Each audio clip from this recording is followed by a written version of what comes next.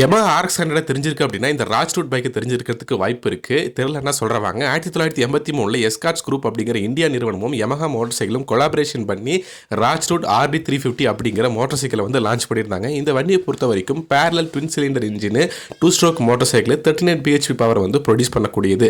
அந்த காலகட்டத்தில் இருக்கிறதுலே சிசி அதிகமாக உள்ள வண்டி அப்படின்னு பார்த்தீங்கன்னா அது இந்த ராயல் என்ஃபீல்டுடைய 350 சிசி மோட்டார் சைக்கிள் அப்படி தான் அவங்களுக்கு காம்படேட்டராக இருக்கணும் அப்படிங்கிறக்காக தான் பார்த்தீங்கன்னா இந்த RD350 வந்து லான்ச் பண்ணியிருந்தாங்க.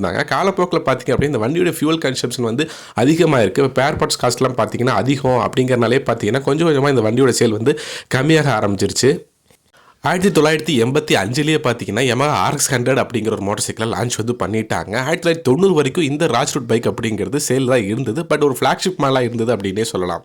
1991க்கு அப்புறம் கம்ப்ளீட்டாக பார்த்தீங்க அப்படின்னா இந்த வண்டியோட ப்ரொடக்ஷனவே ஸ்டாப் பண்ணாங்க. யாருக்கெல்லாம் இந்த ராஜ்டூட் பைக் பிடிக்கும் அப்படிங்கிறத மறக்காமல் ஒரு கமெண்ட் செக்ஷனில் கமெண்ட் பண்ணுங்கள்.